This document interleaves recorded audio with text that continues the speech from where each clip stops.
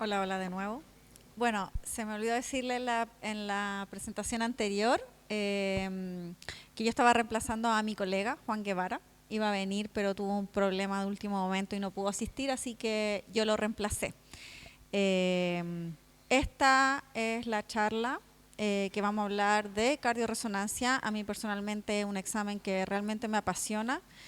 Creo que una de las estrellas de la resonancia magnética es la cardiorresonancia y tiene algunos desafíos que vamos a comentar durante la charla, pero es uno de los exámenes que se está convirtiendo a poco en el gold estándar para cierto tipo de patologías cardíacas. ¿Y por qué estamos hablando de este tipo de examen en particular y no de otro tipo de examen? Principalmente porque, como les comentaba, la resonancia cardíaca cada vez está adquiriendo un papel mucho más importante en lo que tiene que ver con la evaluación del corazón como tal, en donde anteriormente se hacía principalmente por ecocardiograma, pero hoy en día ya se está tomando como una herramienta muy beneficiosa lo que es la evaluación del corazón a través de la resonancia magnética. Esto tiene mucho que ver con, obviamente, el avance de las tecnologías, el poder lograr imágenes que sean mucho más rápidas y poder capturar el movimiento del corazón. Este tipo de examen te permite una evaluación completa del corazón con imágenes que son muy nítidas y que se pueden y que son implementadas en una gran cantidad de patologías, desde cardiopatía isquémica, miocardiopatías, insuficiencia cardíaca, evaluación de enfermedad congénita del corazón, cuantificación de sobrecarga de hierro, y así tenemos muchos tipos distintos de imágenes según el tipo de patología que queramos evaluar.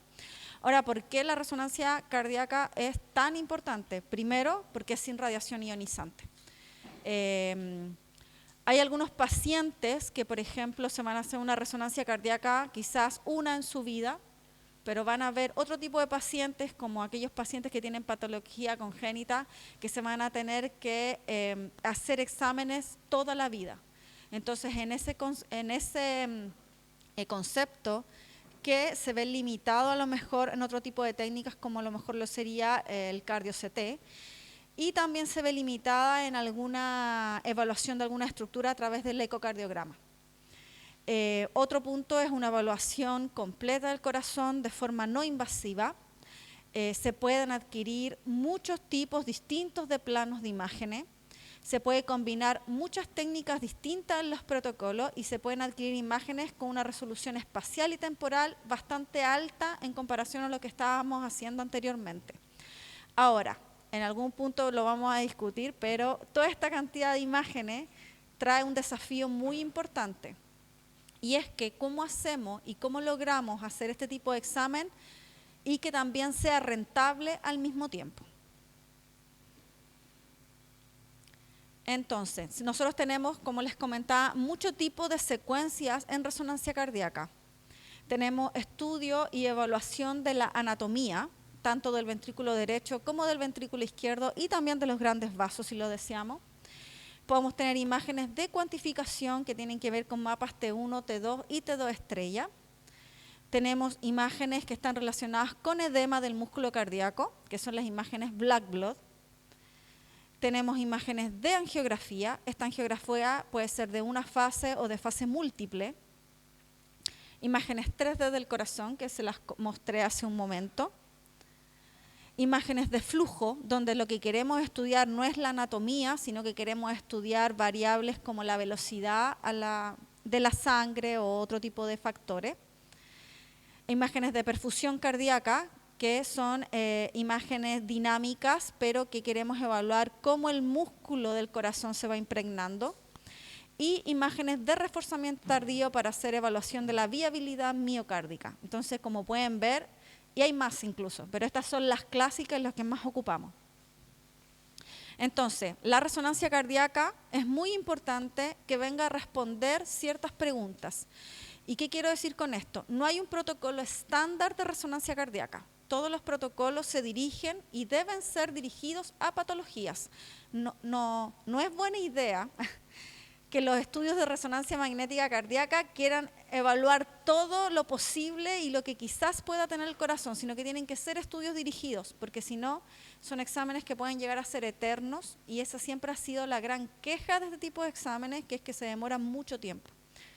Entonces, por ejemplo, si nosotros queremos saber si hay anomalías anatómicas, tenemos que hacer a lo mejor algunas imágenes de black blood. Si queremos saber cuál es la función cardíaca del corazón, tenemos que hacer imágenes de cine. Si queremos saber cómo está el suministro de sangre en el corazón, podemos hacer imágenes de perfusión miocárdica.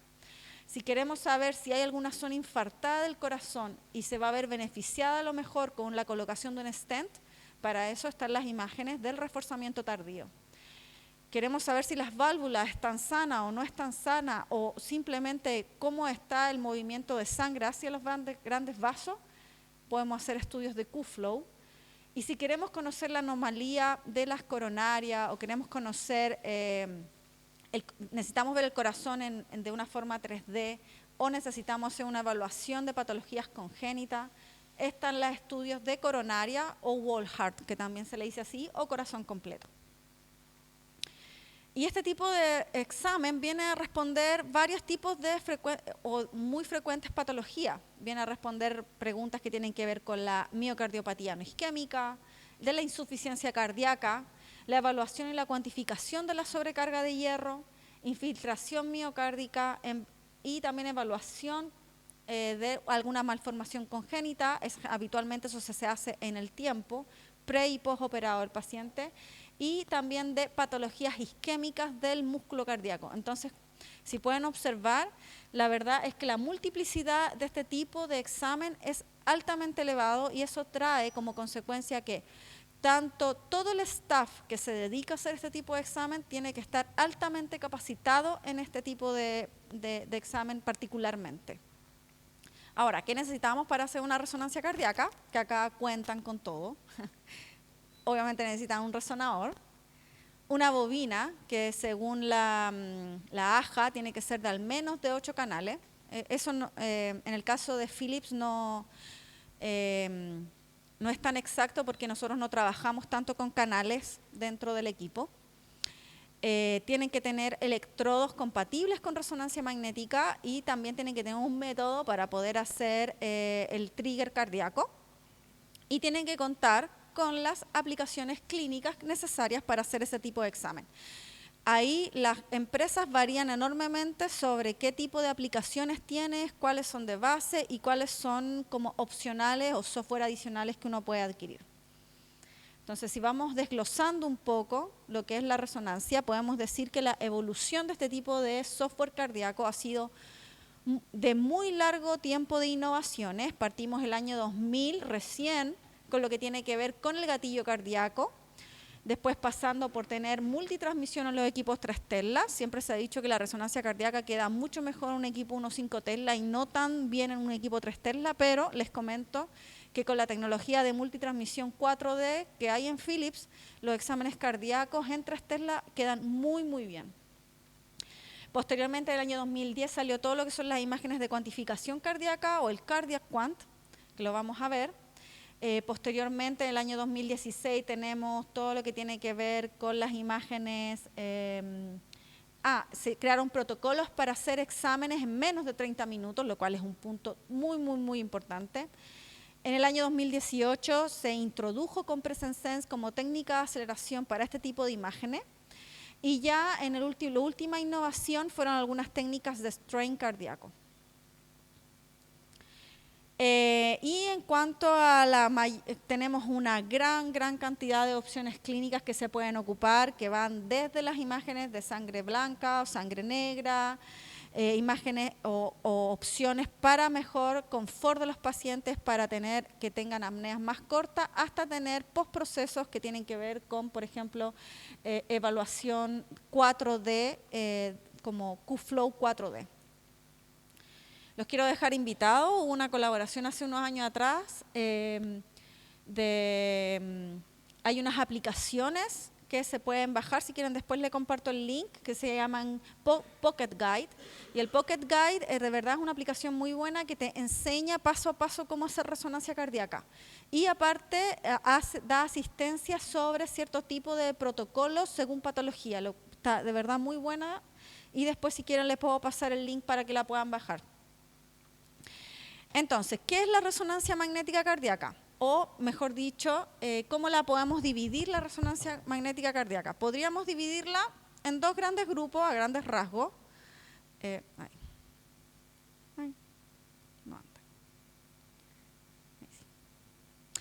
Podríamos dividirla en dos grandes grupos, que son las imágenes de sangre negra y las imágenes de sangre blanca. O, si quieren decirlo de otra forma, imágenes estáticas de una fase o imágenes dinámicas de muchas fases. Entonces, por ejemplo, las imágenes que están arriba son imágenes que se toma una fase del corazón en varios ciclos cardíacos. En cambio, las imágenes de abajo son imágenes que se toman o sea, es un tipo de cine que se toman imágenes a través de todo el ciclo cardíaco del paciente. Y eso depende también de qué técnica de adquisición se está tomando. Unas se llaman prospectivas y otras retrospectivas, pero eso tiene que ver con la reconstrucción de la imagen.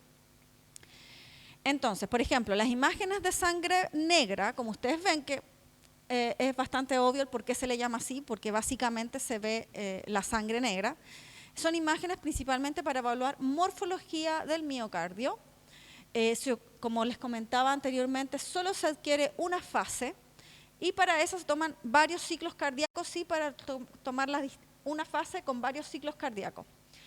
Ahora, ¿qué información nos entrega esto? Principalmente nos entrega información de anatomía, de estructuras patológicas y de caracterización de los tejidos. Acá yo les mostré una imagen T1, sangre negra, pero también hay imágenes T2, sangre negra, hay imágenes STIR, que es un triple IR, tenemos imágenes de reforzamiento tardío, hay imágenes de perfusión.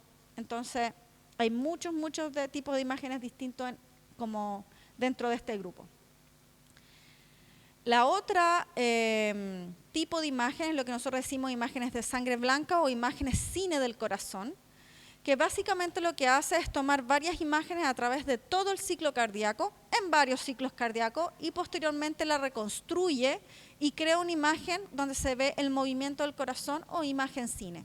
¿Para qué nos sirve esta imagen? Nos sirve principalmente para obtener información sobre el movimiento del músculo cardíaco, sobre, por ejemplo, si hay alguna zona del músculo cardíaco que se engrosa o está más débil o más delgada de lo que nosotros, o fuera patológico. Y aparte, después de esta imagen se pueden medir volúmenes ventriculares y hacer el cálculo de las fracciones de eyección. Un punto muy importante de la resonancia cardíaca es que tan importante es la adquisición de las imágenes, es igual de importante lo que tiene que ver con el postproceso de las imágenes. En general, el postproceso de las imágenes se hace en unidades y equipos que son especializados para eso. En Philips tenemos nuestra unidad de postproceso independiente al resonador, al CT, es una modalidad como tal. Y también podemos tener imágenes de perfusión miocárdica. ¿Y qué es lo que queremos estudiar con la perfusión miocárdica? Básicamente, como otras técnicas de perfusión, es cómo está alimentado el flujo cardíaco dentro del músculo cardíaco. Y esto nos trae principalmente información sobre la perfusión y la reserva de flujo coronario. Este tipo de imágenes se puede hacer sin estrés o con estrés farmacológico. Obviamente, si se quiere hacer con estrés farmacológico, necesitan de un cardiólogo que haga la implementación de este tipo de técnicas que van más allá del quehacer de imágenes. Y otra imagen que es muy importante, que yo creo que es la reina y lo que más se hace, yo creo que el 90% de los pacientes viene por este tipo de imagen que se llama realce retardado o de viabilidad miocárdica.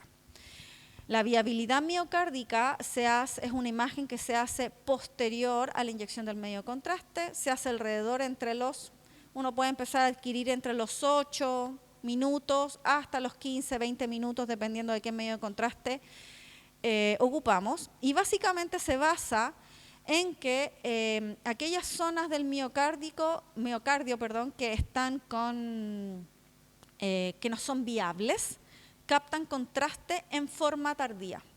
Entonces, por ejemplo, en esta imagen que ustedes ven, la zona que se ve hiperintensa es una zona que está enferma y que posiblemente no haya viabilidad miocárdica en esa parte. Ese tipo de evaluación, tal como les comentaba anteriormente, tiene que ver principalmente para tomar algún tipo de decisión terapéutica. Y la última imagen que podría, no sé si la última, mejor dicho, otra imagen distinta tiene que ver con el Q-Flow. El Q-Flow es una técnica que básicamente lo que nosotros queremos ver es la función en este caso, es conocer a qué velocidad se mueve la sangre dentro de una arteria específica. El Q-Flow se puede hacer tanto, acá lo estamos viendo en corazón, pero lo podríamos aplicar a cualquier tipo de técnica en la cual queramos medir la velocidad de un líquido que se está moviendo. De hecho, es la misma técnica que se ocupa para hacer los estudios de líquido cefalorraquídeo. Pero ¿cuál es la diferencia? Que este tipo de técnica básicamente no es tanto para evaluar anatomía, sino que es una imagen funcional. ¿Y qué es lo que qué información podemos sacar de acá? La velocidad del flujo de una arteria, los volúmenes caudales y la fracción de regurgitación. ¿Qué pacientes se ven beneficiados? Principalmente los pacientes que tienen problemas valvulares, que tienen estenosis en sus arterias, y lejos los que más se realizan este tipo de exámenes o este tipo de evaluaciones, porque esto no es para todos los pacientes, son los pacientes con patologías congénitas. Y acá que vemos al lado es la curva. Esta curva que está acá tiene que ver con las velocidades y las presiones de esta arteria. Ahora, si nosotros tomamos esa misma técnica que les estaba comentando, que es 2D, en la que yo les mostré recién, es solo un corte que se hace en una arteria específica, pero si yo hago esta misma técnica y la hago en un volumen, la hago 3D, la hago isotrópica y la hago a través del tiempo, eso es lo que nosotros denominamos 4D Flow. Y el 4D Flow básicamente es una evaluación cuantitativa del movimiento, en este caso, de las estructuras vasculares cercanas al corazón, y que permite tener mucha más información. Ahora, para hacer la evaluación de este tipo de técnica, sí necesitamos una unidad de postprocesamiento independiente. Esto no se puede postprocesar en el mismo equipo. La imagen que ven ustedes ahí, sí en blanco y negro, esta sí se hace en el equipo, pero esto es una evaluación solamente cualitativa, es observacional.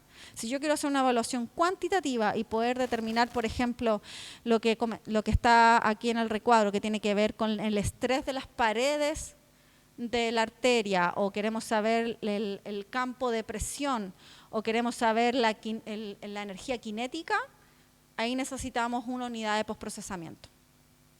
Una buena noticia, esto está como base en todos nuestros equipos. La adquisición de la secuencia es parte de la base de los equipos, no necesitan de ninguna licencia adicional. Así que pueden adquirir libremente. El postproceso lo tiene que definir el médico que informe. Como les comentaba, ya tenemos incorporadas técnicas de Compression Sense y de Smart Speed en este tipo de imágenes, que lo que hace no es necesariamente que el examen dure menos, pero sí mejora la comodidad del paciente al poder tener apneas que sean mucho más cortas. O sea, antiguamente este tipo de secuencias demoraban alrededor de 15 segundos cada apnea. ¿Y qué significaba eso? Que cada corte, cada uno de esos cines que ustedes ven, cada corte es una apnea. Entonces, el paciente estaba dentro del equipo 1 hora aguantando la respiración 1 hora. Entonces, era eterno y era muy, muy cansador para el paciente. Entonces, es muy importante poder tener técnicas de aceleración para que si van a hacer apnea, sea en un tiempo 6, 7 segundos y no sea más que eso. Imágenes cine, dentro de la parte de la base del resonador, las imágenes cine están incorporadas. Como les comentaba, son principalmente para hacer evaluación de la función cardíaca y del movimiento del músculo cardíaco. Se ocupan habitualmente 4 campos de visión. El que ven ustedes es el short axis. El que está allá es el thoraxis, el que está acá arriba es la evaluación de 4 cámaras, porque se ve el corazón como 4 cámaras. Y la evaluación, y el que está acá abajo es el 3 cámaras. Y habitualmente el 80% de los pacientes se hace estas imágenes más una adicional que se llama 2 cámaras, que es del ventrículo derecho, perdón, del izquierdo. Y habitualmente solo se estudia la función del ventrículo izquierdo, que es el que más comúnmente está enfermo. Ahora, un punto muy importante que a mí siempre me preguntan cuando estoy en aplicación. Bueno, ¿y qué hago en los pacientes que tienen arritmia? El equipo, para poder hacer una sincronización cardíaca, lo que hace es utilizar el latido del paciente para poder tomar las imágenes. Cuando un paciente tiene una arritmia o tiene un ciclo cardíaco irregular o tiene extrasístoles o simplemente no va a tolerar la respiración, no va a tolerar toda esta infinidad de respiraciones que nosotros le pedimos, tenemos algunas técnicas que son para respiración libre. Y entre esas tenemos imágenes de single shot con respiración libre o también algunas que se llaman real time. Los real time se pueden hacer incluso, hay algunas patologías que se hacen como base y se le pide al paciente que exagere la respiración para ver si hay algún problema y eso se hace en las pericarditis constrictivas. Lo que buscan el médico es ver si la pericarditis constrictiva, o sea, si la pericarditis es constrictiva o no constrictiva. Y por eso se hacen estas técnicas de real time. Y posteriormente, tal como yo les comentaba, se hace un postproceso. Y ese postproceso, que es para hacer la evaluación de las cavidades cardíacas, se hace en una unidad independiente. No está incluido dentro del mismo resonador este tipo de proceso. Ahora, acá hay una gran pregunta. ¿Quién hace el postproceso? Habitualmente lo hace el médico informante, el médico radiólogo o cardiólogo. Y esto que ven ahí está ya totalmente automatizado. Es prácticamente que el médico abra el examen dentro de la unidad de postprocesamiento, haga un clic e inmediatamente hace todo esto, dibujo de los bordes, todo lo que ustedes ven. Antes había que hacerlo a mano. Entonces, en la imagen de cine tenemos principalmente 3 tipos de técnica. La más utilizada es la que ahí le comenta, que es el gold standard, que son las secuencias balance. ¿Por qué? Porque tienen una alta relación señal-ruido, tienen un alto contraste, pero tienen un pequeño problema que son muy sensibles a inhomogeneidades de B0. ¿Qué significa eso? Que si el paciente tiene un implante metálico, estamos en problemas. Para eso tenemos otra técnica que a lo mejor no tiene una relación señal-ruido tan alta, pero sí es menos sensible, que son las secuencias basadas en T1. Y también tenemos algunas secuencias EPI, que no son muy buenas las imágenes, pero que nos sirven para evaluación de deficiencias valvulares. Tenemos también el tagging, que básicamente el tagging es una técnica que en algún tiempo se ocupó mucho, no sé si en este momento se está ocupando tanto, pero que básicamente lo que hace es como dibujar una red encima del músculo cardíaco, y esta red, que es de radiofrecuencia, básicamente lo que hace es colocando un soporte para que el médico vea si en el movimiento del músculo cardíaco hay alguna zona que se deforma distinto.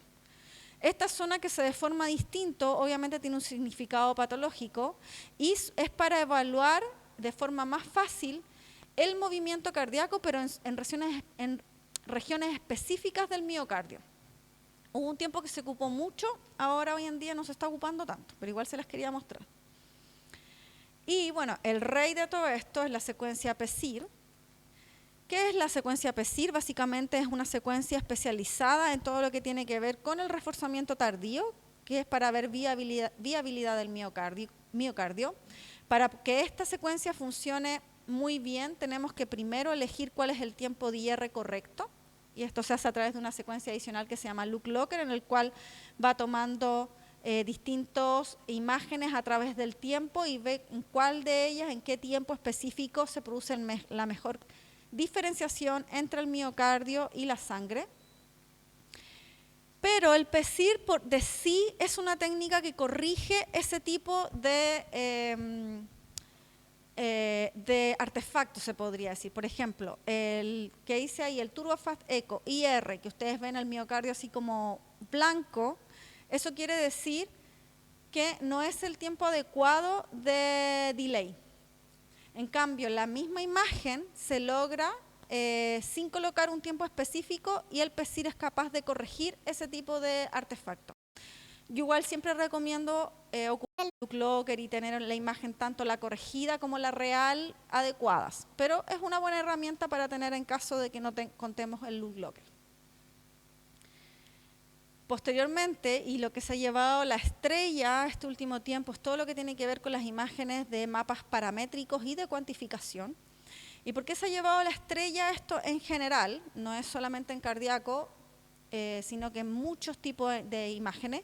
Y es porque simplemente ya no hay una necesidad únicamente de que hagamos una evaluación cualitativa, sino que necesitamos números, necesitamos cuantificar a través del tiempo cuáles son los daños o cómo ha progresado la enfermedad. Y la única forma de hacer eso básicamente es teniendo imágenes cuantitativas o imágenes de cine. En el caso de cardíaco, hace unos años atrás, solo algunos centros muy especializados hacían este tipo de imágenes, pero hoy en día en realidad ya no se considera hacer estudios cardíacos sin este tipo de imagen. ¿Y qué información entrega este tipo de imagen? Es una imagen cuantitativa del músculo, pero a nivel microscópico. Es lo más cercano a que hiciéramos una biopsia del miocardio. ¿Y para qué nos sirve? Principalmente para hacer evaluación si hay edema miocárdico o si hay otro tipo de hemorragias, por ejemplo, o si hay algún tejido que está sustituyendo parte del músculo. Entonces sirve para hacer una cuantificación y eso permite también hacer una evaluación con el tiempo. Este que están viendo aquí es específicamente un mapa T1, se ocupan técnicas MOLI, después si quieren lo conversamos de qué se trata una técnica MOLI, porque eso varía de empresa a empresa. Y esto permite hacer una cuantificación. Este mapa en específico se puede hacer pre y post contraste. También tenemos el mapa T2 y el mapa T2 estrella, que estos son especialmente para hacer evaluación de edema del miocardio y en el caso del T2 estrella para ver si hay algún tipo de sobrecarga de hierro en el músculo cardíaco. A pesar de que en nuestro caso, nuestro mapa T2 ya tiene 6 ecos y ya se puede sacar un mapa R2. Así que también sirve para hacer evaluación de cuantificación. Y algunas técnicas que les quería mostrar, en este caso es una resonancia de pierna, pero esta misma técnica se llama 4D Track, que es la que permite hacer angios dinámicas con uso de medio contraste. Y esto mismo se puede ocupar en corazón o en cualquier parte del cuerpo y nosotros nos permite hacer evaluación principalmente de pacientes con patología congénita. Y esto que también ya les había comentado, que son las angios con uso de medio contraste de una fase que no necesitan sustracción. ¿Qué es lo bueno de tener una imagen que no necesite sustracción? Es que tiene mucho mejor calidad de imagen, tiene mucha mejor relación señal-ruido y de verdad es muy, muy fácil de utilizar en la práctica diaria. Ya no es como antes que uno hacía una angio y la hacía con un poco de miedo. Entonces, como resumen, porque es demasiada información y todavía hay más cosas, pero básicamente hoy en día los protocolos de resonancia cardíaca tienen que ser dirigidos según patología. No se puede hacer el mismo protocolo para todos los pacientes y nos demoramos 1 hora en hacer una resonancia cardíaca. Hoy en día, de verdad, muy fácilmente una resonancia cardíaca debiera demorar, me refiero a una miocardiopatía, alrededor de 25 a 30 minutos, lo que hace que obviamente sea un examen que es parte de la cotidianidad de un servicio. Pero ahí están algunas de un resumen para qué sirve cada una de ellas. Por ejemplo, los cines sirven para ver función, las imágenes TES2 de sangre negra son para ver edema, inflamación, la perfusión para ver isquemia, los realce tardío para ver viabilidad, los Q-flow para ver anormalidades arteriales o pacientes congénitos, los mappings son para ver fibrosis o edemas, las coronarias es para ver anormalidades del músculo o del corazón o de las coronarias como tal, y el 4D flow es para ver, principalmente se ocupa en pacientes congénitos. Y esto es algo que yo les quería comentar. Anteriormente los protocolos de resonancia magnética demoraban mucho, se hacían, por ejemplo, el paciente entraba, se hacían los cines, se hacían los sangre negra, se hacen los mapping, se le hacía la perfusión, ahí después el tecnólogo quedaba mirando para el cielo 10 minutos, hasta que hacía el reforzamiento tardío y después terminaba con el examen. Eso ya no corre más.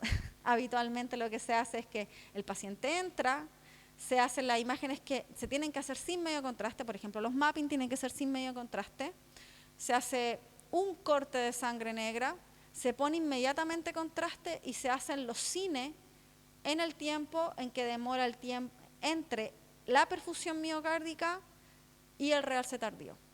Y eso hace que realmente el examen sea mucho más corto. Y los protocolos tienen que ser adaptados según patología. Eso. Muchas gracias, Catarín. ¿Algún asistente que tenga alguna pregunta que quiera realizar?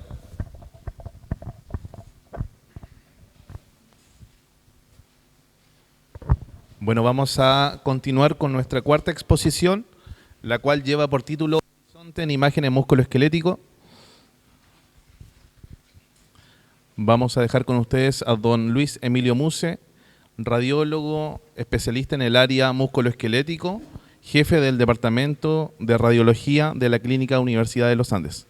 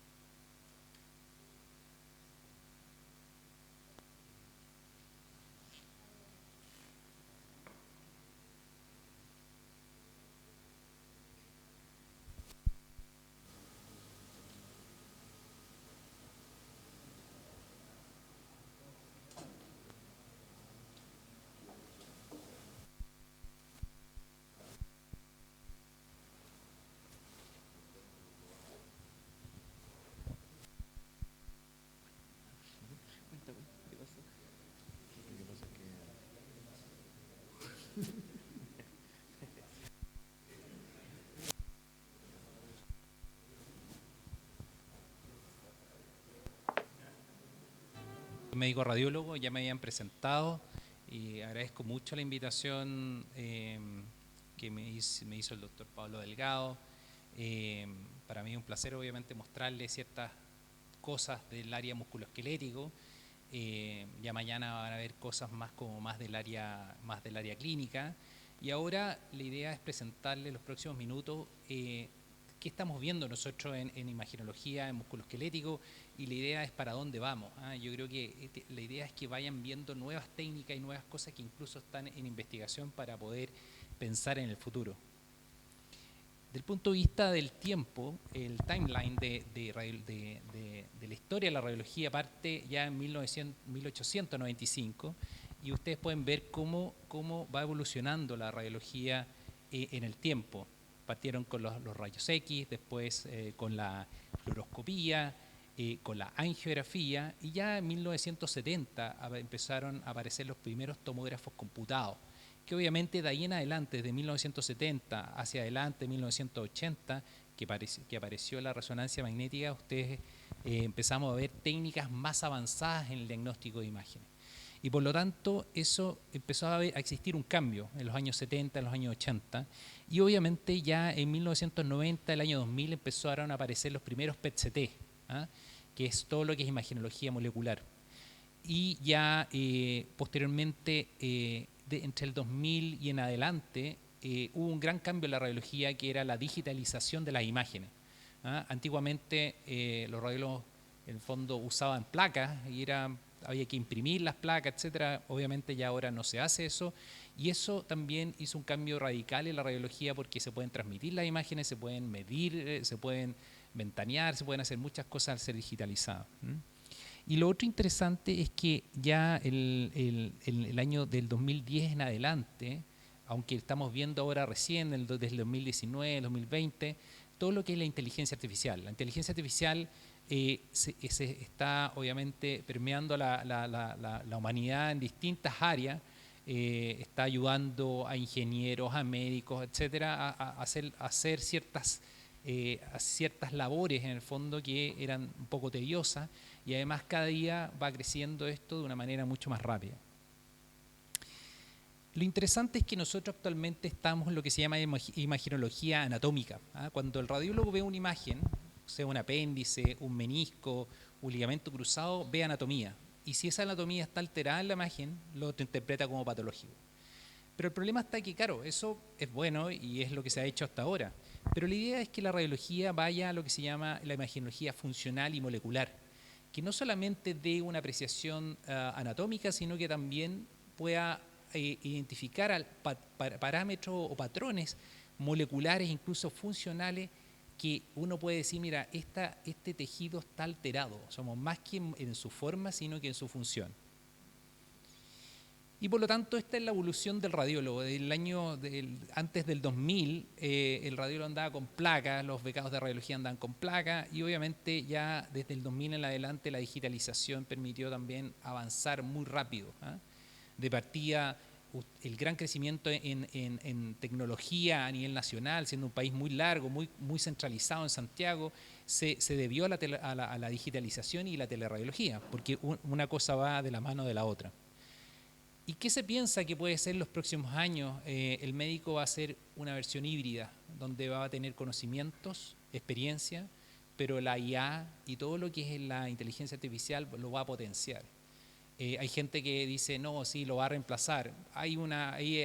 Todavía hay dudas de eso, puede ser, no lo sabemos, pero sí, lo que sí sabemos es que lo va a potenciar, porque obviamente lo va a ayudar a ser mucho más precisos los diagnósticos y mucho más certero, evitando errores. ¿Qué tenemos actualmente? Actualmente tenemos estas herramientas que son las que ustedes conocen, que son las radiografías, ecografías, CT, PET-CT, resonancia, un grupo de máquinas que nos ayudan a hacer diagnóstico. Esto obviamente es una radiografía de muñeca con una fractura extremodistal del radio, algo muy simple, que ya desde casi de 1900 ya se veía, ya se hacía. Ecografía, que la ecografía obviamente ha ido mejorando en el tiempo, de todas maneras, pero fíjense que ya se le están sumando cosas adicionales a la ecografía, como la elastografía. La elastografía se usa mucho en hígado para ver signos precoces de cirrosis, Y en tendones lo estamos usando para ver la elasticidad del tendón. Por ejemplo, cuando uno ve un tendón tendinótico, uno puede decir, mira, si es que perdió la elasticidad y obviamente tiene riesgo de rotura. Y también, obviamente, con los nervios. Podemos ver atrapamiento neural solamente por disminución de la elasticidad neural. Fíjense este caso, este es un caso donde ustedes pueden ver una lesión lítica en esta zona, acá, y con imágenes calcificadas.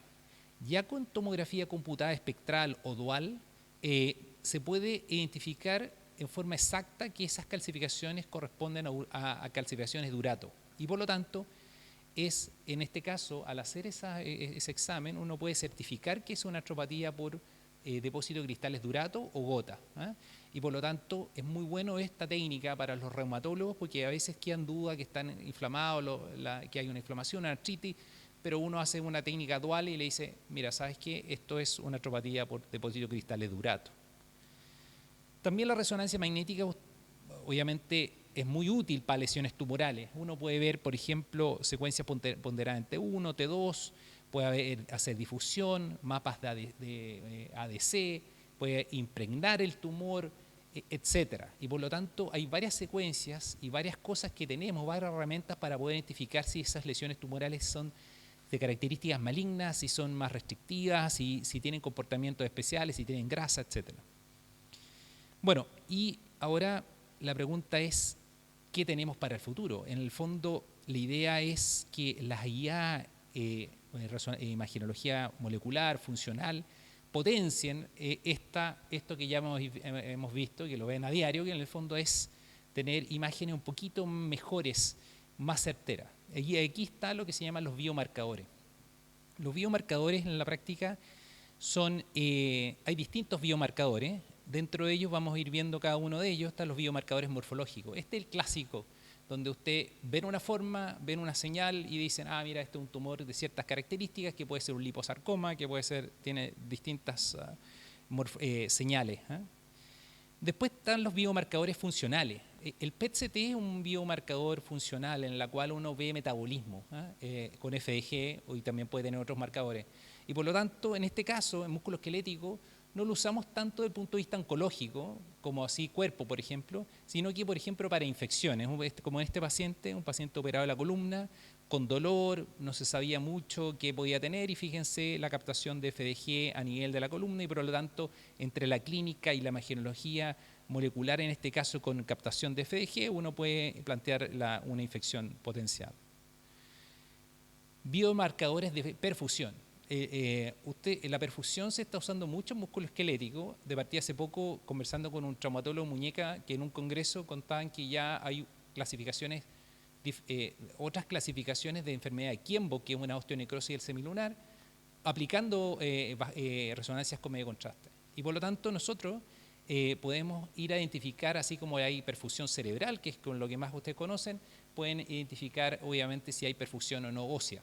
Y en este caso, por ejemplo, en enfermedades de Pertes, en pacientes con necrosis avascular muy pequeño, uno puede incluso cuando hay edema y uno tiene duda, por ejemplo, que no sabe si es traumático o no, etcétera, etcétera, uno puede ir a hacer perfusión. Y la perfusión no solamente puede ser cualitativa, en fondo por colores, sino que también se puede medir la perfusión.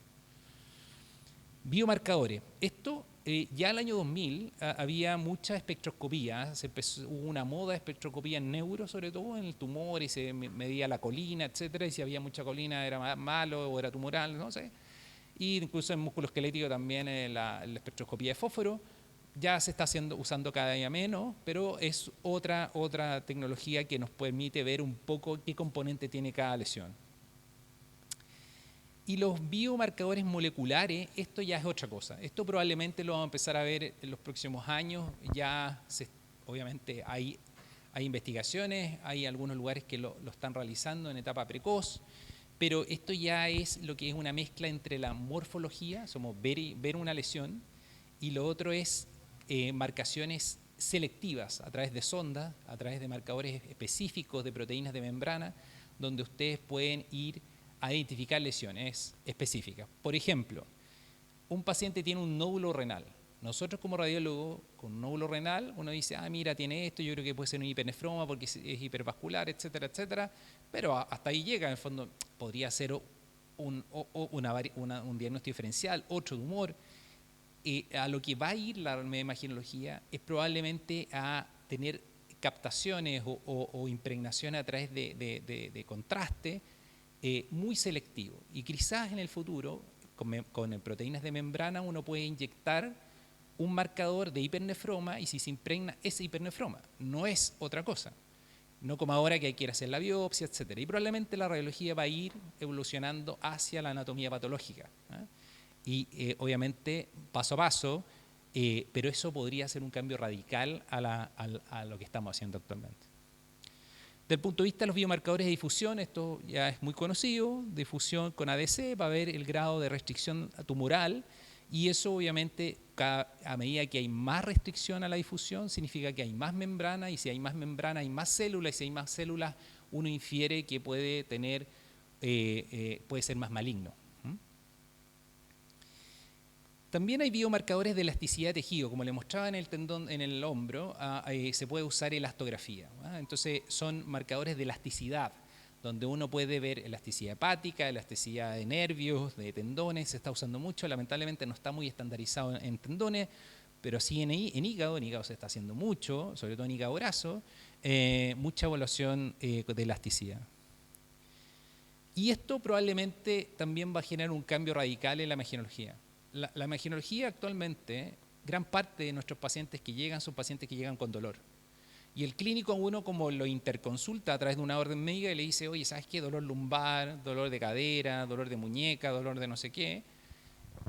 Obviamente hay otros casos que son traumáticos, pero la gran mayoría son dolor. Y en ese caso, lamentablemente, claro, uno puede inferir que la causa del dolor es algo. Por ejemplo, un desgarro meniscal con un desgarro horizontal, con quiste parameniscal, sinovite, a externo, le duele externo, y uno dice, oh, es el desgarro meniscal.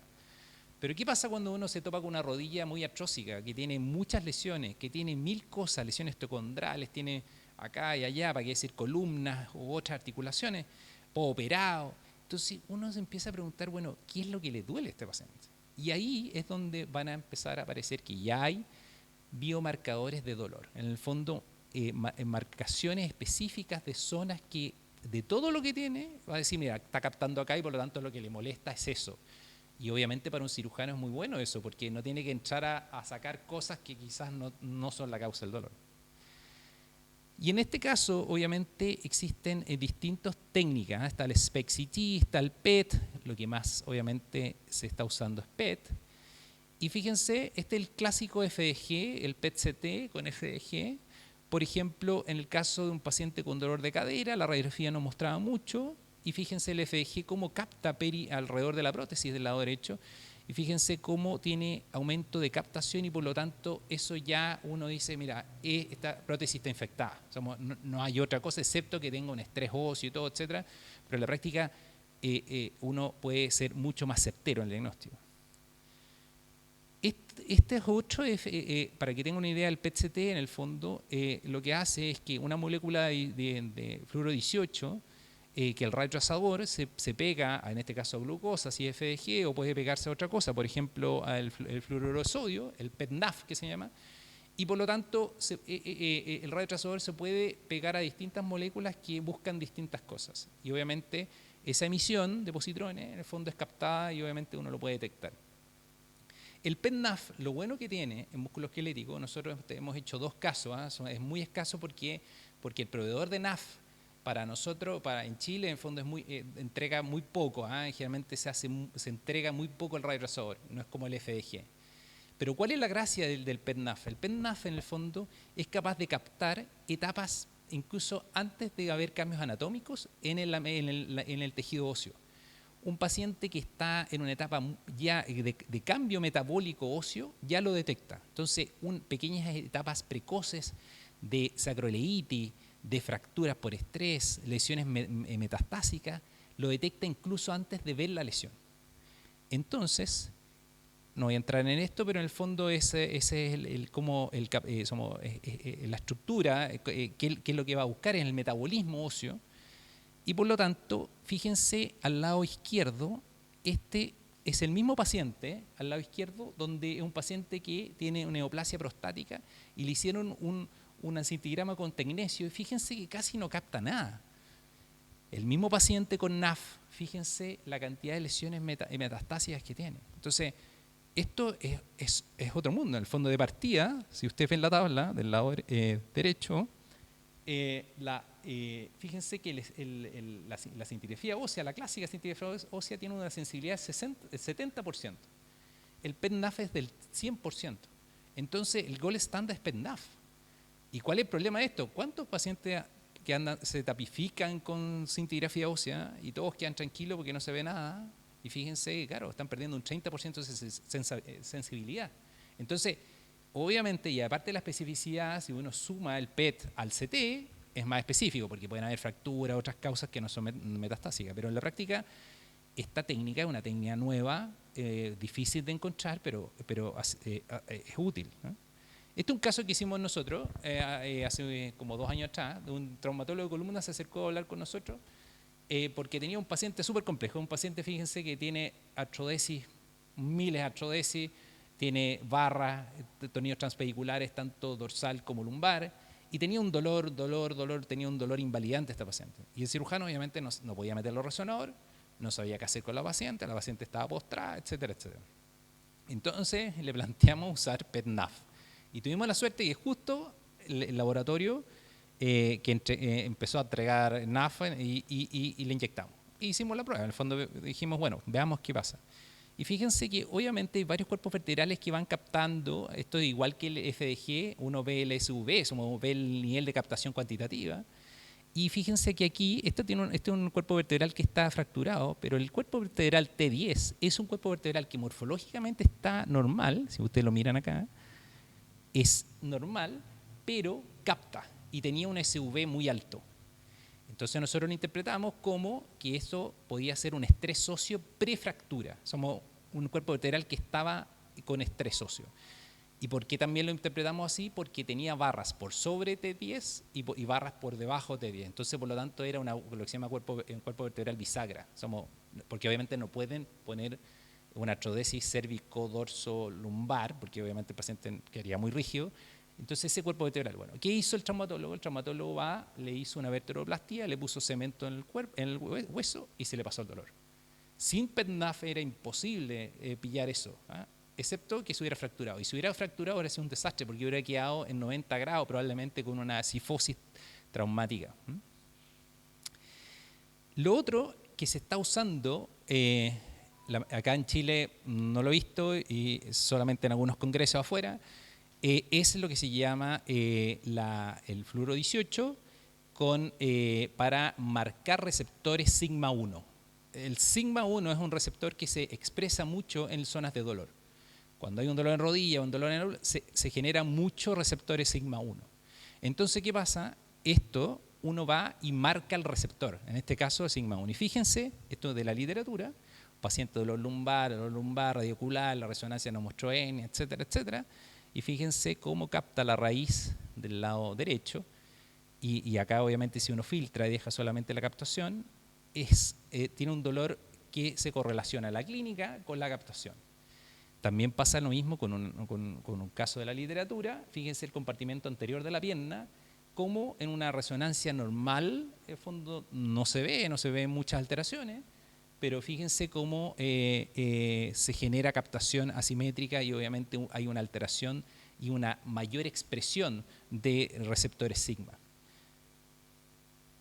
También hay otros que no vamos a entrar porque esto ya es más de investigación, es para evaluar específicamente dolores de nervios periféricos. Y también es un fluoruro 18 junto con radiocaína, que es como la lidocaína, y por lo tanto en la práctica en zonas de mayor dolor se expresa más y por lo tanto capta las zonas de dolor. Entonces estas son técnicas que obviamente se van a empezar a ver en el tiempo y esas técnicas van a empezar a ser requeridas por los médicos, sobre todo cuando están perdidos y no saben qué tiene ese paciente, de dónde viene el dolor. Y no hay nada peor que un paciente operado por algo que después de operado sigue con el dolor. Eso es lo peor. Desde el punto de vista de análisis cuantitativo, es súper importante que nosotros somos lo que se llama radiólogos impresionistas. Uno ve algo y dice, mira, yo creo que es tal cosa. Pero Pero la idea es cuantificar, ponerle un número. ¿Por qué? Porque obviamente el número uno lo puede seguir, obviamente se puede comparar, es más fácil. Y por lo tanto, los análisis cuantitativos en la imagenología es súper importante. Marcar, por ejemplo, el SV, en este caso, un paciente con una lesión tumoral que uno dice, bueno, aquí está igual desde el punto de vista, pero fíjense desde el punto de vista metabólico, cómo se apagó después de la radioterapia y quimioterapia. Entonces uno puede medir eso, puede medir un SV y puede medir obviamente la captación. Si empieza la clásica radiología antigua a medir el tumor, le va a decir sin cambio. Eso va a decir sin cambio. Pero claramente metabólicamente ese tumor sí tuvo un cambio. El análisis cuantitativo, y aquí es algo que es súper interesante y probablemente en los próximos 10, 20 años, sobre todo con la inteligencia artificial y con los computadores cuánticos, la radiómica va a ser probablemente una técnica que se va a empezar a utilizar y probablemente muchos equipos van a traer análisis de radiómica. ¿Qué es la radiómica? La radiómica es un campo de la investigación médica que se enfoca en extracción de grandes datos de la imagen. Son datos que uno incluso no puede evaluar visualmente y son datos cuantitativos. Le voy a dar un ejemplo. La radiómica, que es se hace una resonancia, por ejemplo, de un tumor, y se calcula o se extrae datos de esa radiómica. Y esa radiómica, lo que está pasando actualmente es que nos sirve mucho, primero porque obviamente no se sabe, bueno, da un número, da un análisis cuantitativo, pero no se sabe qué. Pero lo interesante es que después esos pacientes, si tienen mal pronóstico, se va a poder saber si es que esos tumores con ese tipo de radiómica tienen menor o peor pronóstico, mejor o peor pronóstico. Eso va a ser muy importante porque nosotros vamos a poder aplicar en tumores radiómicas que uno le puede decir al cirujano, ¿sabes qué? Este tumor tiene una radiómica que es resistente a radioterapia. ¿Por qué? Porque se comporta con una radiómica similar a los que en la literatura muestran que son resistentes. Es como un estudio histológico, en cierta manera, pero a través de análisis cuantitativo. Y obviamente con los computadores cuánticos en el futuro, esos análisis van a ser muy rápidos. Actualmente son muy lentos y están solamente en el mundo de la investigación. Aquí, por ejemplo, en el fondo ustedes pueden ver una lesión tumoral con las características de un osteosarcoma y obviamente uno puede ir a buscar la radiómica de ese tumor. Esa radiómica actualmente no está sirviendo para mucho, pero sí puede, como bases de datos, se puede evaluar si ese comportamiento radiómico es menos maligno que lo que se pensaba o más maligno de lo que se pensaba. Lo otro interesante es que la radiómica también puede medir cambios post-tratamiento y la radiómica en el fondo puede decir, ¿sabes qué? Cambió el patrón radiómico de esta lesión tumoral.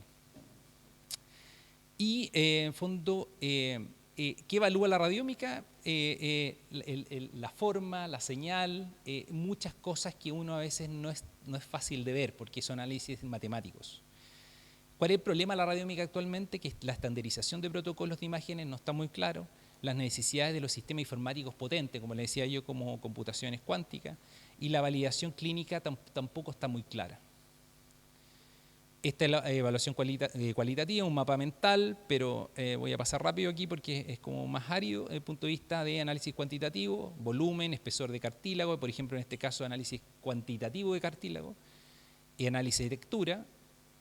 También segmentación de cartílago, nosotros estamos en un protocolo de segmentación automática, actualmente es automática a través de IA, segmentación de cartílago. Y la idea es, en el fondo, ir teniendo análisis cuantitativo. Por ejemplo, el día de mañana, una resonancia de rodilla, podríamos calcular exactamente los gramos de cartílago que tiene ese paciente. Y obviamente uno puede decir, mira, ¿sabes qué? Esa cantidad de cartílago para la edad es muy bajo y por lo tanto está con mayor condropatía o está con algún factor que está acelerando la condropatía en ese paciente, antes de verla incluso. Herramientas de segmentación, hay varias. Nosotros estamos en este trabajo y usamos UNet, o ahora se están usando mucho, estamos con un grupo de ingenieros, obviamente no somos nosotros nomás, pero en el fondo se están haciendo obviamente muchos análisis de segmentación de cartílago. Del punto de vista de la inteligencia artificial, esto es súper interesante. Fíjense la cantidad de publicaciones de inteligencia artificial. Desde el año 2017 en adelante hubo un crecimiento exponencial. Obviamente, ¿dónde percibió todo el mundo la inteligencia artificial? En el ChatGPT. ChatGPT salió si no me equivoco, el 2022, a fines de noviembre del 2022, y en la práctica fue revolucionario. Fue algo que dijeron, bueno, esto genera información a través de inteligencia artificial y lo empezaron a percibir, pero ya se venía trabajando antes. Lo otro interesante, fíjense Estados Unidos y China, cómo van compitiendo. De partida Estados Unidos está obviamente mucho publicando más, pero China obviamente va de atrás. Y de todas las especialidades, donde más se está utilizando la inteligencia artificial, o más publicaciones hay, perdón, es neuroradiología y cuerpo. Músculo esquelético está con un 7,9%, es bajo todavía, pero gran parte está yéndose por el lado, sobre todo el área oncológica. Inteligencia artificial, me imagino que han visto videos, etcétera, etcétera. Está el Machine Learning dentro de la inteligencia artificial, y además el Deep Learning es como la clave de este aprendizaje profundo con redes neuronales. Hay distintos tipos de redes neuronales que obviamente uno puede utilizar para análisis de imágenes. Lo otro interesante que desde el punto de vista de la inteligencia artificial no solamente va a estar para evaluar imágenes, sino que en todo el proceso de adquisición y de evaluación de los pacientes, el agendamiento inteligente, el manejo de los tiempos de espera, la adquisición de imágenes, tratamiento, planificación y predicción de resultados, detección cuantitativa, etc. La IA no solamente va a ser para identificar ciertas características de la imagen, sino que va a eficientar mucho los procesos de un servicio de imagen. La IA obviamente se está usando mucho también en músculo esquelético para evaluar lesiones y patologías, para hacerlo obviamente un análisis mucho más certero. Y le quería mostrar un poco, obviamente es algo bien bien impactante desde el punto de vista de la cantidad de redes neuronales que nosotros podemos utilizar para distintas cosas. En ese mapa mental están las redes neuronales divididas por las RNN, las CNN, que son las convolucionales, que son como las que más se utilizan, las generativas, las GAN, etc. Y aquí lo di vuelta en el fondo y puse, bueno, para aquí, por ejemplo, yo quiero segmentar imágenes, ¿cuál uso? UNet. Yo quiero clasificación de imágenes, ¿cuál uso? Obviamente la CNN, etc. Entonces uno busca lo que quiere y después va a buscar la red neuronal que necesita. Ahora obviamente hay muchos ya aplicaciones y software que son ya comerciales, por lo tanto no tiene que uno armar algo. Hace un par de años atrás nosotros hicimos un trabajo con un ingeniero en el MIT sobre evaluación automática de radiografía de pelvis pediátrica en evaluación de displasia cadera. ¿Por qué lo hicimos con displasia cadera? Principalmente porque es un screening. Lo otro porque hay mucha simetría en la identificación y por ejemplo, los radiólogos pediatras hay muy poco. Además el riesgo que se pase una displasia es carísimo, es muy complicado para el paciente, obviamente, porque además un paciente con displasia, los efectos se ven 20 años después y por lo tanto, si uno no interviene muy precozmente, el paciente obviamente tiene una calidad de vida muy mala. Y en esta IA, lo hicimos, ahí les puedo mostrar en el fondo, tuvo una predicción del modelo, un valor predictivo positivo del 94,47%. Somos súper altos y lo hicimos de esa manera. En el fondo se segmentaron, se pusieron radiólogos pediatras expertos a analizar y se tiraron radiografías de pelvis normales, anormales, etc. Y obviamente se pasaron por redes neuronales y después hubieron segundas etapas de trabajo de muestreo y entrenamiento y validación. Y llegamos a ese resultado. También el año 2020, plena pandemia, en un artículo, obviamente en la pandemia, lo bueno en la pandemia, estos dos trabajos lo hicimos en la pandemia, porque en la pandemia no tenía mucho tiempo, ahora es imposible hacer esto. Nos dimos cuenta que en un artículo, Alibaba, obviamente tenía en su nube un algoritmo de predicción de COVID. Acuérdense que en China partió a final del 2019 el COVID y nosotros aquí más o menos partió en marzo, abril y mayo, ahí donde empezó todo, el 2020. Debido a eso, hicimos ¿cómo se llama? Un contacto con Alibaba, me tocó conversar con ellos que estaban en Estados Unidos y todo, para ver si nos podían donar o prestar la red neuronal que hiciera esto. Y lo bueno es que no nos cobraron nada. Porque si no hubieran cobrado hubiera llegado hasta ahí. Pero lo interesante es que conectamos el CT a la red neuronal, hicimos todo un trabajo con ingeniero para anonimizar el paciente y el tecnólogo lo que hacía, lo mandaba a un pequeño PAX y el PAX lo anonimizaba y lo mandaba hacia la nube. Se demoraba 5 minutos más o menos en tener el resultado. Y el resultado tenía varias cosas. Una, decía el porcentaje de volumen pulmonar que estaba comprometido. Segundo, probabilidad, por ejemplo, como en este caso, probabilidad que fuera COVID, 96%. Probabilidad que fuera otra cosa, 0%. Y probabilidad de normalidad, 1,37%. Lo otro interesante que también con los ingenieros le dijimos, bueno, identifiquemos qué está leyendo la red neuronal. Y lo que lee, fíjense que son los patrones, obviamente, de vidrio esmerilado que son clásicos. Esto generó lo instalamos y corrió 24/7 en el fondo y la urgencia estaba feliz. ¿Por qué estaba feliz? Porque acuérdense que cuando partió el COVID, los test de COVID eran muy escasos y obviamente se demoraban 3 o 4 días. Y el problema mayor es que, bueno, en ese minuto el Ministerio de Salud lo que dijo, bueno, para hacer diagnóstico COVID tiene que tener síntomas y una imagenología compatible o test de COVID positivo. Donde el test de COVID positivo era muy difícil de tenerlo, se empezaron a ir por el CT. Y lo otro bueno, en cierta manera, que aparte, entonces a las 3 de la mañana llegaba un paciente comprometido, le hacían el CT, mandaban la IA, le daban la probabilidad y obviamente. Pero lo otro interesante es que meses después, artículos italianos, porque Europa partió antes que nosotros, empezaron a darse cuenta que el pronóstico de estos pacientes se daba no habían ciertas características obviamente clínicas, pero dentro de ella el más importante era el volumen pulmonar comprometido. El volumen pulmonar comprometido, más de 20%, tenía una probabilidad alta de mortalidad. Y donde este sistema calculaba el volumen, era muy espectacular. En 5 minutos tenía el volumen pulmonar comprometido y por lo tanto, y eso es imposible para un radiólogo calcularlo, es imposible. Entonces, obviamente generó un cambio importante. Ya no voy a hablar de esto, pero un poco hoy también se usan las guías para acelerar las imágenes, ya hablaron anteriormente. Y lo otro es que, bueno, ¿qué va a pasar con los radiólogos? Es una gran pregunta. En general, hay libros que escriben futuristas, hay expertos que hablan de distintas cosas, y en general es muy difícil, obviamente, saber qué pasa con los radiólogos. Este artículo es un artículo, obviamente, que hice que es un rol complementario. Pero yo hace un par de meses atrás le pregunté a ChatGPT qué pasaba con los radiólogos y con la inteligencia artificial.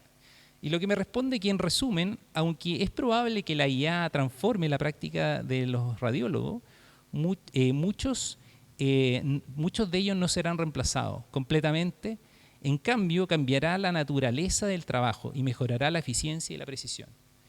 Eso en la práctica es lo que se piensa, que van a ser radiólogos potenciados, radiólogos que van a poder ser más certeros, más rápidos, más eficientes. Actualmente los sistemas RISPAX son capaces de detectar de un grupo importante de radiografías cuáles son patológicas o no, y por lo tanto las puede poner en primera línea y no que quede la patológica abajo, porque obviamente estamos a ciega ahora.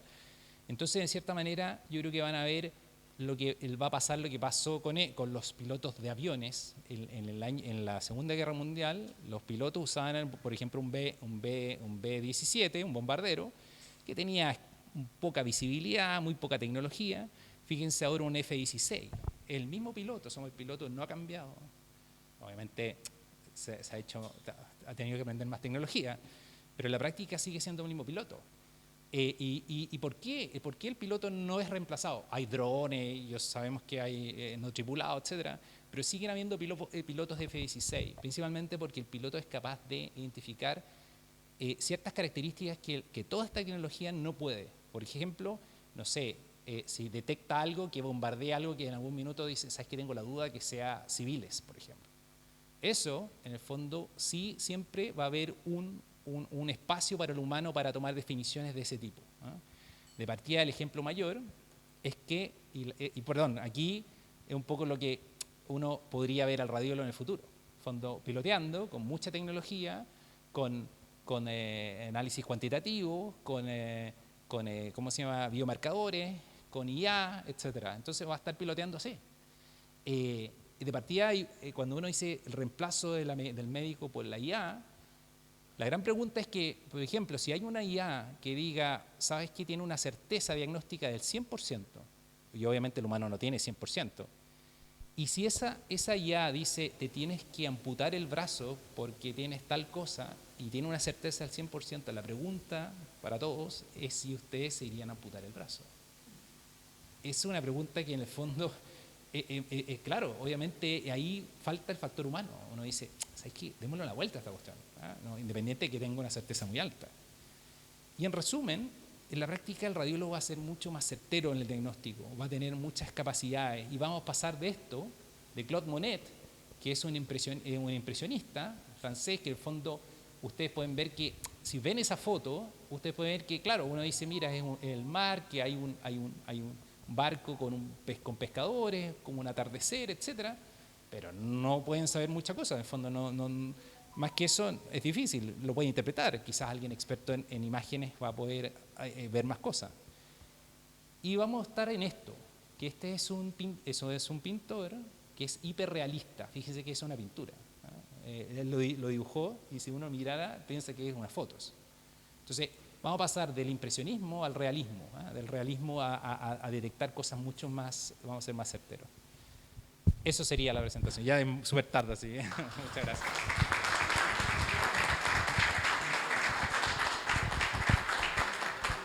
¿Alguno de los asistentes que tenga alguna consulta al doctor Muse?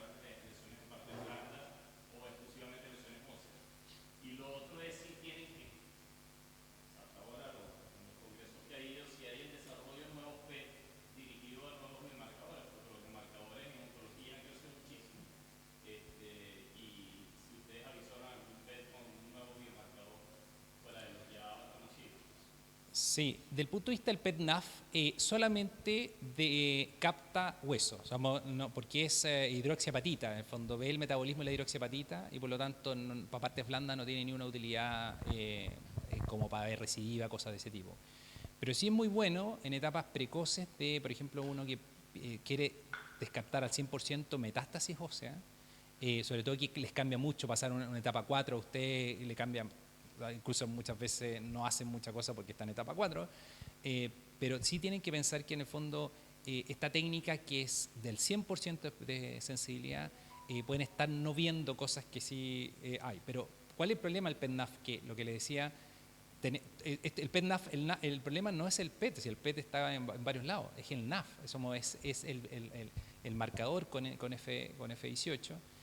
Porque se produce poco, y es difícil, a veces no se produce, uno tiene que estar llamando al laboratorio y vaya a sacar tal cosa, no es como el FDG, que el FDG sale todos los días mucho de eso, y por lo tanto es el gran problema que nosotros vemos de los radiotrazadores o de los biomarcadores, porque en el fondo dependemos mucho del laboratorio. El laboratorio, si no le conviene, si no es rentable, si se hace poco, tiene todo eso, en el fondo dice, porque estamos hablando de inversiones, los ciclotrones son de varios millones de dólares. Entonces, uno tiene que, lamentablemente, por ejemplo, ahora los neurólogos se acercaron para empezar a hacer marcaciones de amiloide. ¿Por qué? Porque ya se están viendo, incluso hay tratamiento de Alzheimer. Entonces, por lo tanto, porque uno dice, ¿qué saco con marcar al amiloide si al final Alzheimer no hay mucho tratamiento? Es porque ahora se está viendo tratamiento y ahora se están en conversaciones con un neuroradiólogo que ve PET, que en el fondo va a empezar a marcar amiloide. Y ese es el cuello de botella para nosotros. Además, somos un país pequeño y por lo tanto el N de eso es difícil. Y ahí hay muchas cosas que uno a veces trae de congresos, cursos. Oye, mira, ¿sabes qué? Estos mismos marcadores de sigma 1 y otras cosas más, hay mucho. Pero actualmente está FDG, está galio, está, ¿cómo se llama? De próstata, se me olvida, PSMA, etcétera, pero todo va para allá. Lo que decía yo, que lamentablemente es un equilibrio inestable, porque si no se hace, no se pide. Y si se pide, entonces, bueno, ¿dónde partimos? Es ahí. Si los oncólogos empiezan a pedir mucho porque es súper importante, quizás, obviamente, va a haber tiraje. pero al principio va a ser difícil, va a ser muy difícil que esa máquina aprenda, en el fondo. O sea, Bueno, En relación a la mención que hizo de la imagen de columna con el PET-NAV, se hablaba siempre de la cintigrafía y la homologación que hay con la resonancia de difusión de cuerpo completo. ¿A qué nivel de comparación está hoy en día esa difusión de cuerpo completo con los valores sintéticos que se generan y la comparación que se hace con el PET-NAV? sí, buena pregunta. A ver, en este caso, en el caso de ese paciente, hacer resonancia cuerpo completo es imposible por los fierros que tenía, obviamente no teníamos cómo hacerlo, y partía, cualquier cosa que apareciera ahí era difícil. Pero en general la resonancia cuerpo completo para detección de lesiones multifocales es bastante bueno, de partida con difusión, hay difusión 3D, hay varias cosas que se están usando y de partida, no sé si han visto, pero por ejemplo en el área oncológica se está tratando, ya en Estados Unidos hay incluso grupos que están generando evaluaciones imaginologías preventivas con resonancia cuerpo total. Estamos hablando de una resonancia que actualmente es más rápida, se puede hacer una coronal, no tiene que estar 2 horas el paciente ahí, etcétera. Pero lo interesante de eso es que podría escalar la prevención imaginológica a una etapa mejor. ¿En qué sentido actualmente? ¿Cuál es lo preventivo? Es una radiografía de tórax, una eco abdominal, un laboratorio, pero imaginológicamente llega la radiografía de tórax y el abdomen. Y por lo tanto, yo creo que quedan cortos. Lo que pasa es que yo he conversado con médicos de preventivo y claro, también es subir mucho el costo de la evaluación preventiva. Estamos hablando aquí de una resonancia de cuerpo completo, generalmente son 2 códigos que se cobran. Entonces, estamos hablando, pero ¿cuál es lo bueno de eso? Es que en la práctica, en la práctica se puede pesquisar lesiones muy precoz. Y lo otro bueno que tiene la resonancia de cuerpo completo, que no irradia, que no tiene ninguna de las otras cosas que tiene esto. Además es más barato. Es más, que hay más resonadores que PET. No dependemos de la dosis, que también es un tema. Por ejemplo, aquí en Iquique no hay ciclotrón y por lo tanto tienen que traer la dosis de afuera. Y si ya es difícil, entonces y además tiene vías medias cortas, entonces tenéis que traer grandes volúmenes, esto igual que el hielo, cuando tenéis que traer un hielo gigante para que te llegue un hielo así acá. Entonces, de cierta manera, no prende mucho. Pero del punto de vista así como técnico de detección, claramente esta imaginología molecular es mucho más sensible a una resonancia magnética. El PET-NAV es capaz de detectar cambios metabólicos.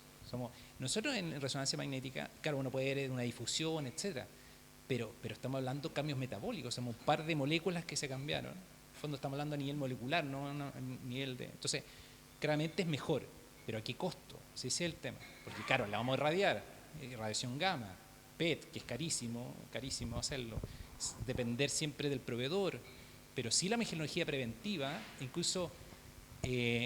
hay una empresa en Estados Unidos que incluso salió famoso porque invirtió la Cindy Clafford en esa empresa, que se llama como Nevalus o Nevalus, algo así, que es una empresa de imagenología preventiva que se hizo en Estados Unidos, que solamente entrega evaluación preventiva. Uno va y se chequea, es puro chequeo, no hay... Y lo otro interesante que yo vi de esa empresa es que el informe que entrega es un informe muy estructurado, donde dice cerebro, cuello, no sé qué, etcétera, etcétera, etcétera, da probabilidades de, también obviamente sensibilidad y todo.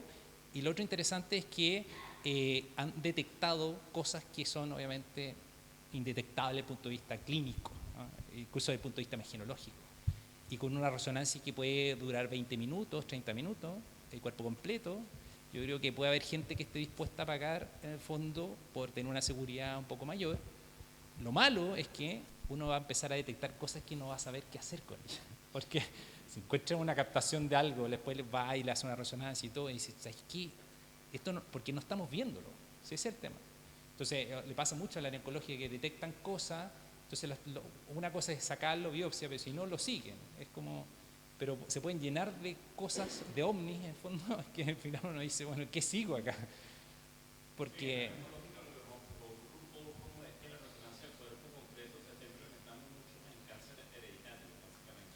Sí.